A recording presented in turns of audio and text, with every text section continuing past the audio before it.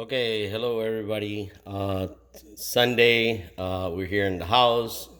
Can't go out, so we found a few items that we had already in the refrigerator, and we're gonna make with that ajiaco cubano. Buenos días, buenas tardes a todos. Aquí vamos a hacer hoy con lo que tenemos aquí en la casa un ajiaco, ¿ok? Yo decidí empezar a filmar esto ya después que tenía más o menos casi todo en la olla. Pero bueno, los primeros pasos son bien sencillos. Ok, yo voy a hablar en inglés y español para que puedan hoy entenderlo las personas que no hablan español. Ok, so first step, it's simple. I decided that I was going to tape this uh, recipe because it's really easy and but I had already put here what I have here. It's half water and half either you could use chicken stock or beef or vegetable stock.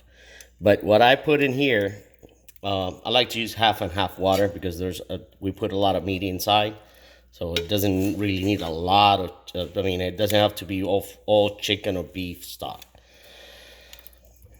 What I have here now, it's as you can see, it's a large, it's cut up pieces of beef, which I had.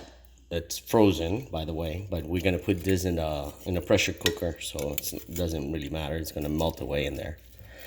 We have this is a simpler way of doing this. That you can just throw everything in there in the pot, and it'll cook all together.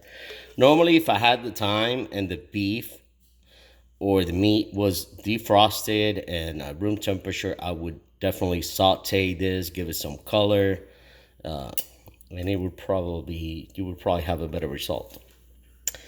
Ok, tenemos la carne de res que no la doramos ni nada porque la tengo congelada, pero bueno, para que ustedes vean que se pueden hacer con esto congelado y no afecta muy poco, no va a tener mucho efecto en el sabor. Si tienen la carne descongelada y la quieren dorar primero, es mejor. También tengo aquí, let me see if I can show it to you. It's a piece of ham hock, okay, smoked ham hock. Un pedazo de cerdo ahumado o de lacón, o puede usar jamón si tiene jamón. And then inside in there also somewhere, it's a piece of salt tasajo, where it's salted beef basically, which it doesn't have. It's a small piece. Doesn't have to be a lot because that packs a lot of flavor. Aquí también tenemos un pedacito, allá abajo en el fondo hay un pedazo de tasajo.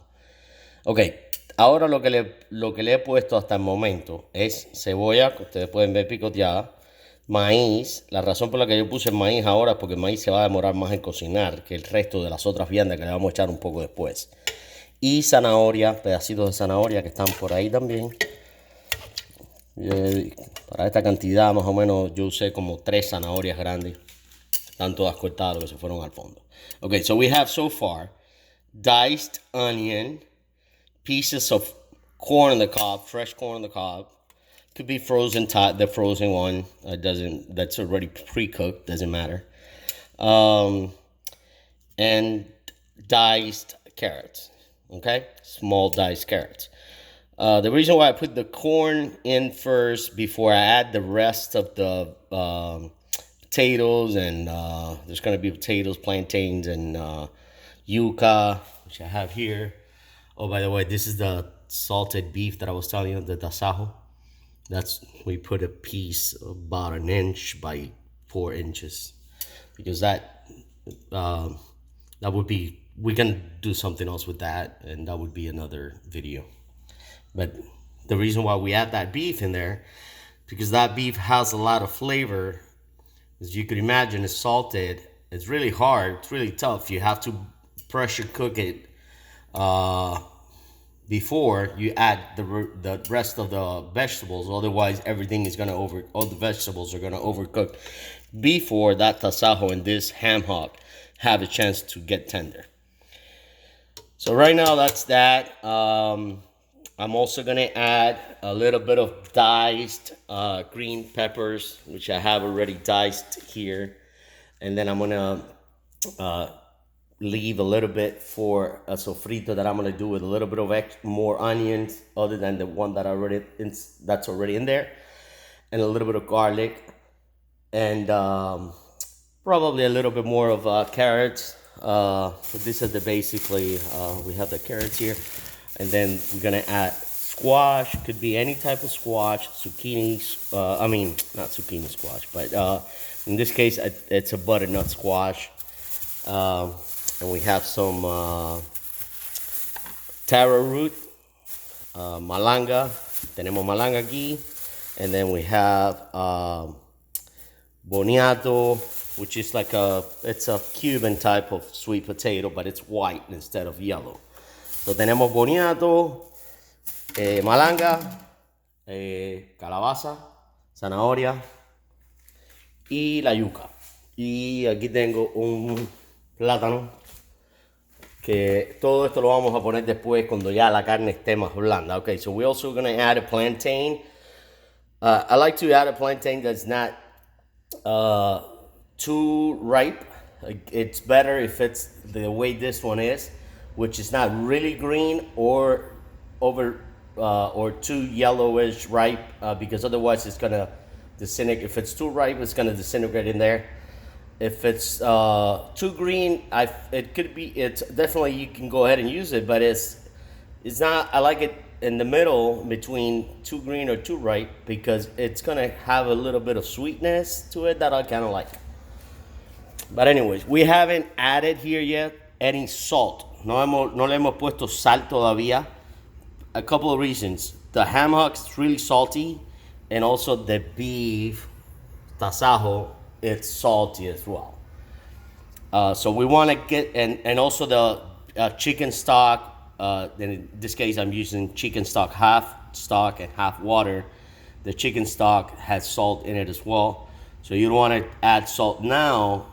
You want to taste it later after everything boils, and then you might need to add a little bit more salt, but that might not even be the case. You could just probably you probably won't have to add any salt to it.